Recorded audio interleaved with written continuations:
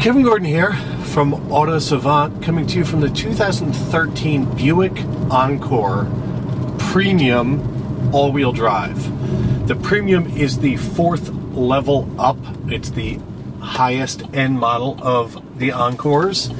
And this Buick Encore Premium also has 18-inch chrome wheels for $1,000. The full navigation system for another $800, as well as carbon black metallic for $200, bringing you to a grand total of $32,000 something. It's a little bit over 32 grand for basically a car with every option with the exception of a sunroof. The first thing you of course notice about the Buick Encore as you walk up to it are its looks. And in proportion, it's strange. It's a little bit disproportionate to the eye. I think more particularly in pictures. In person, it does work well, reasonably. I think with the exception of the vent ports, or porthole vents that they're now sticking on all their Buicks, because in this instance they've moved them up to the top of the hood instead of them being actually on the fenders. Even with it being sort of cartoonish in its proportions, it's not unhandsome. Most of the people who saw this car during the week that we've had it actually had nice things to say about it. Thought it was handsome. Most people have no idea what it is. And because of the fact that Buick and GM have decided to make it so that they're standard 18-inch wheels in the base car, they've been able to tune the suspension and the ride and everything else for those wheels and tires. And also they've made it so that in a little car with big wheels, the proportions at least of those look quite good. The chrome examples on this one, with it being black and it being a Buick with its big chrome spindle grille, really sort of brings everything together. And it's a little flashy, but with the carbon black that this one's painted, the additional paint, it's a really handsome car when it's perfectly clean. On the inside, it's also quite handsome. This one is saddle brown interior, although it's a bit orangey to really, I think, be considered saddle. But with the premium version, you get real leather wrapped steering wheel that's of course also heated and is quite nice. The stitching on here feels good. The rest of the dash, all this stuff is soft touch. You get wood stuff. Some of this stuff's, matte plastic, but for being so small in here and so narrow, actually, they've done a pretty good job of making a cohesive looking interior design that, again, is handsome to the eye, seems easy to keep clean, all in all pretty good.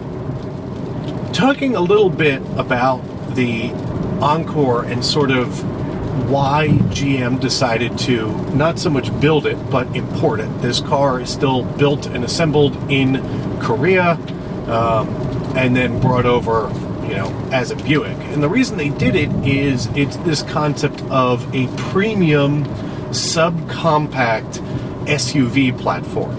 So, despite the fact that you might think that this is built off of the Cruise or one of the other GM platforms, it's not. It's actually really a European car underpinnings that share some of the pieces with some of the other GM lineup.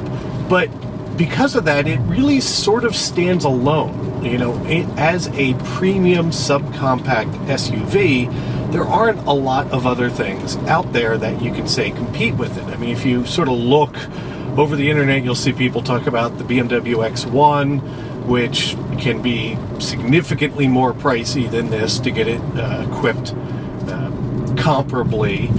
The Mini Countryman is another car that you could say competes with this, although there again, if you want to get it with all-wheel drive like this one has and a few other things, it's much more expensive, to the tune of $3,000 or $4,000. Really, I think the Volkswagen Tiguan and Audi Q5 might be the closest in comparison with size. This is smaller on the outside, even though it does a good job of being about the same, if not larger, on interior dimensions. But the one thing that Buick's done an excellent job of is making this thing whisper quiet on the inside. I mean, for being a small platform with this short of a wheelbase, it's remarkably quiet in here. And a lot of that's due to, additional sound deadening, insulated windows. They also have Bose's active noise cancellation system that the stereo's always active even when the power's off to counteract, unwanted noises.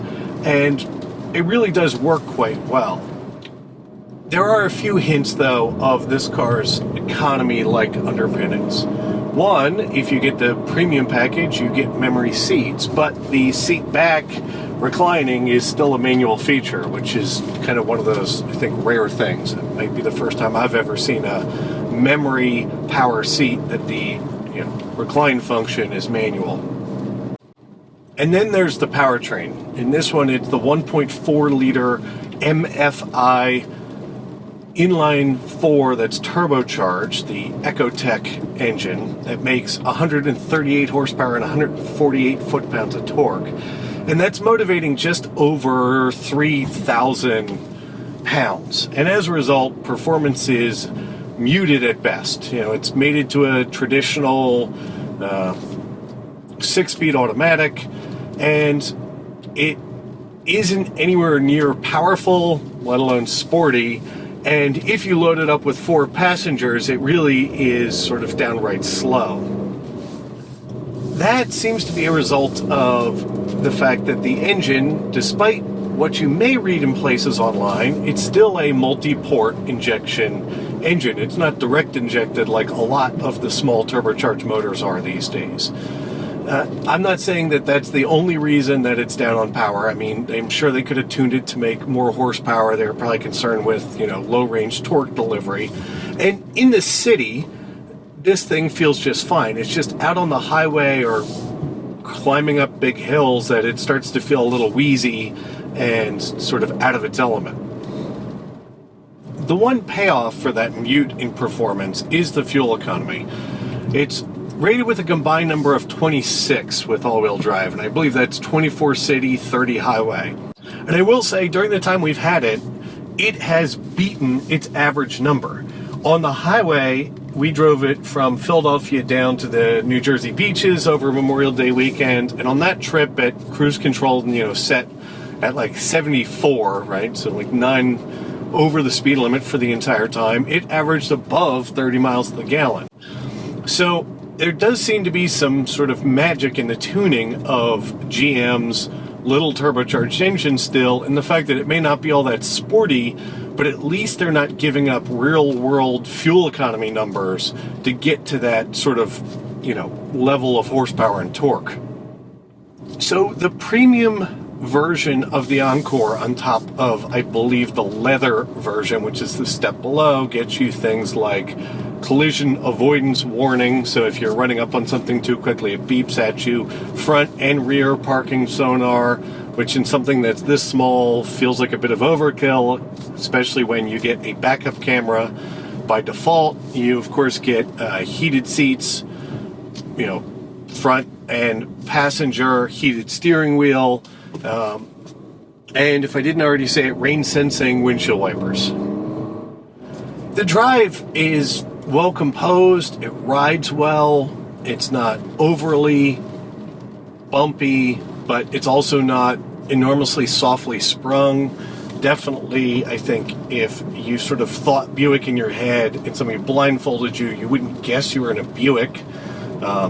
It definitely provides more road feel than that. The steering is, you're not going to get necessarily feedback to the steering wheel, but off-center, it does a pretty good job. Turn-in isn't bad. The brakes feel good. All that stuff really is a pretty well put-together package. From an infotainment perspective, you get their IntelliLink system that's getting to be more popular across all the GM lines. And the thing that I have to give GM and Buick credit for is this is the first car in recent history that actually can recognize a Samsung Galaxy Note 2 and play media files from it. The I think challenge of it winds up being the fact that in most of the modern GM cars that have IntelliLink, they've gone to touchscreens, which have been given, positive and negative reviews. In this one, you get a control knob that you sort of have to wheel through for different things. And if you go to the home screen, you get menu. All the actual sort of information architecture of the system is pretty intelligent. The groupings of things, how they work is fine. But just having a control knob to say enter a navigation address gets to be pretty frustrating. And, you get like a four-way sort of knob here that the usage of it isn't uniform across the system. At least most of the things have buttons to replicate actions with where necessary. And the voice control is far from horrible. It's got one of the most natural sounding languages that we've experienced. Really about middle of the road considering the quality of the screen and the interface, but the difficulty in actually inputting anything to it. Overall, what the Encore seems to be is a play by GM and Buick to sort of fill a gap in the market. And in that, I think they've done a really good job. They found this sort of very premium, subcompact SUV space that really there's not a lot of competition in. Really, this car doesn't fit like for like against any real competitor given its size and everything else.